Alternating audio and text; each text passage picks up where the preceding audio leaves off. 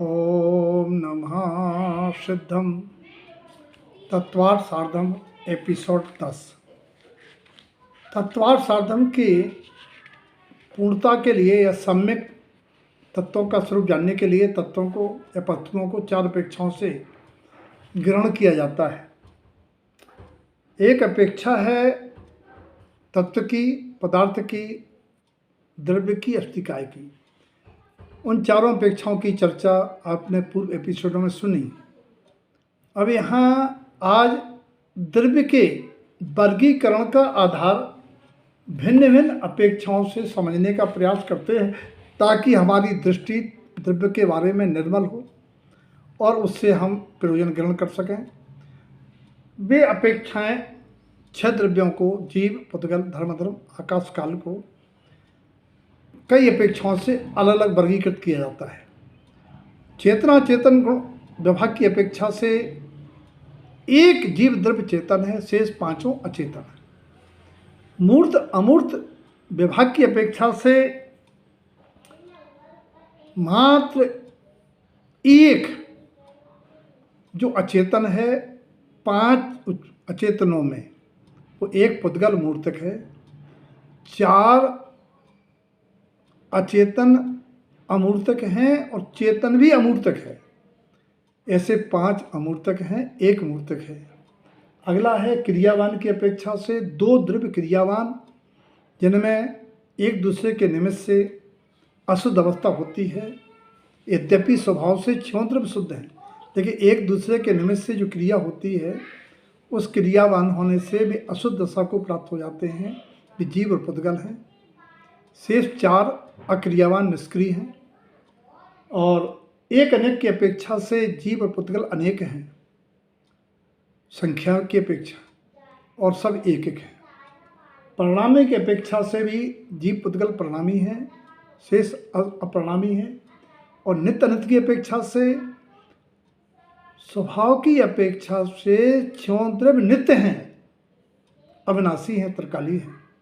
पर्याय की अपेक्षा ग्रहण की जाती है पर्यार्थी न्याय से, तो जीव पुद्गल 2 अनित्य हैं, क्योंकि जीव की वो अवस्था या पुद्गल की वो अवस्था त्रिकाली नहीं है। इस अपेक्षा अनित्य हैं पर्यार्थी न्याय से, और 4 नित्य ही हैं हर अपेक्षा से। सप्रदेशी कहें या बहुप्रदेशी कहें या अस्तिकाय कहें, ऐसे 5 द्रव्य हैं काल को छोड़कर। काल एक प्रदेशी कहें या अनस्तिकाय कहें या बहुप्रदेशी नहीं है, इसीलिए वो प्रदेशों से, कई प्रदेशों का पिंड न होने से वो एक प्रदेशी है। तो 5 सप्रदेशी हैं, एक प्रदेशी है।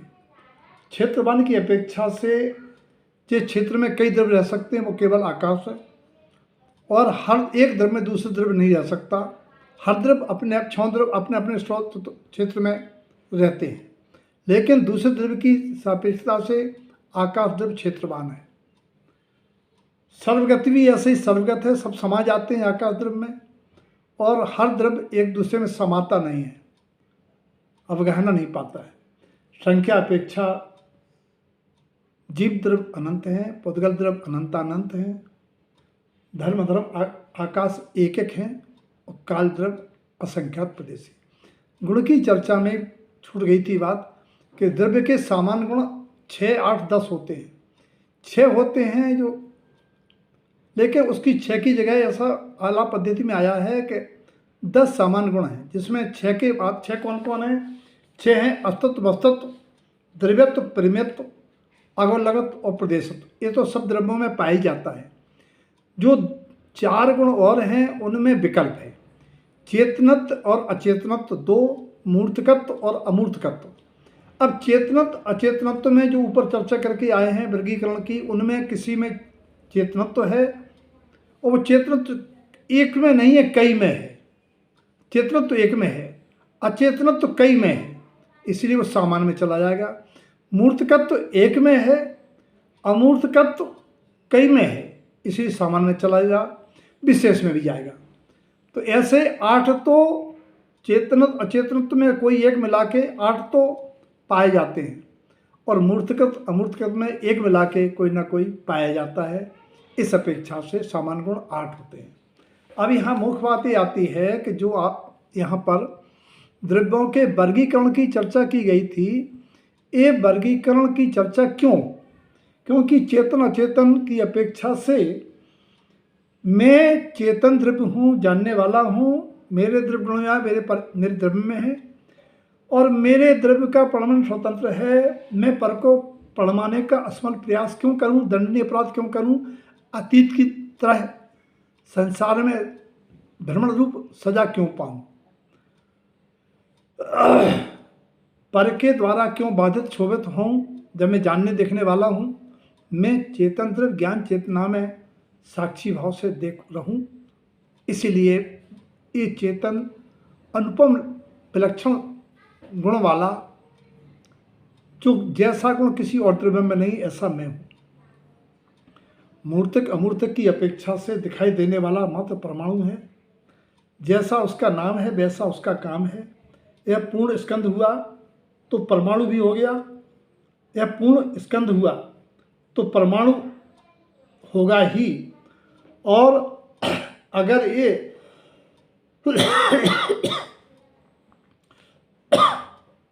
सदाकाल स्कंद रूप रखते रहूं, ऐसी मिथ्या धारणा त्यागूं, क्योंकि इस पुद्गल को जीर्ण शीर्ण होकर परमाणु होना ही है। धर्मादि द्रव्य दिखाई नहीं देते हैं तो धर्म दिखाई देने का विषय नहीं है। ऐसे ही भगवान भी दिखाई देने का विषय नहीं है। जब मैं दिखाई देने का विषय नहीं हूँ तो भगवान को कहाँ देखूँ, कहाँ दर्शन करूँ, किसके दर्शन करूँ? फिर है क्रियावान अक्रियावान की अपेक्षा से मैं और पुद्गल क्रियावान होने पर भी शुद्ध होते हुए अशुद्ध हो जाता हूँ। तब क्या क्रिया का शुद्धि शुद्धसा का हेतु है? नहीं। क्रिया आदि मात्र को, क्रिया आदि को तो मन वचन काय को आश्रय बंध का कारण जान के करने कराने के विकल्पों से रहित होना है। चार द्रव्यों को की भांति चार द्रव्यों को स्वभाव में रहूं, ताकि शादी अंतकाल तक शुद्ध ही रहूं। एक अनेक की अपेक्षा से अनेक तो दो द्रव्य हैं, क्योंकि ये जानने के लिए कि अनेक रहते हुए भी हर द्रव्य एक ही है और एक का अर्थ अकेला है, अखंड है, ऐसा मानूं जानूं। और एक को एकत्व न मानूं, पुद्गल देह को एक न मानूं, और मिली एकत्व पदार्थ अवस्था में भी रहना सुख दुख का कारण नहीं मानूं, बल्कि एक ही हूँ, दूसरे से भिन्न हूँ, अन्य की भांति चार अन्य द्रव्यों की भांति स्वतंत्र हूँ, शुद्ध हूँ, निरपेक्ष हूँ, ऐसा मैं अनुभव करूँ। सप्रदेशी अप्रदेशी जानने का मतलब है कि मैं शरीर पुद्गल प्रदेशों पर मैं चेतन के प्रदेश अवस्थित बहुप्रदेशी हूँ और ध्यान धारणा आदि में उस पुद्गल के प्रदेशों से उपयोग हटाकर चेतन प्रदेशों पर ग्रहण करते हुए उनसे भिन्नत्व का बोध धारण करूँ। क्षेत्रवन की अपेक्षा से द्रव्यों को जानने का अर्थ है आकाश मेरा स्वभाव है, मेरे अनंत अनुगुण अवगाहन पाते हैं और मैं निश्चय से स्वक्षेत्र में रहता हूँ। आकाश को क्षेत्रवान मानकर अंदर उसके क्षेत्र में होने पर भी मैं आकाश के समान निर्मल रहूँ। अनंत की अपेक्षा करने का क्या मतलब है? अनंत की चाहे से अनंत परिणाम अनंत अणु के होने के कारण अनंत काल से मैं इस संसार में हूँ, अनंत जीव भी संसार में है। इसीलिए अनंत पदार्थों की चाह को छोड़ के अनंत गुणों का चिंतन करूं, ऐसा अनंत से लेना। ये तत्वार्थ साधन का 10वां एपिसोड।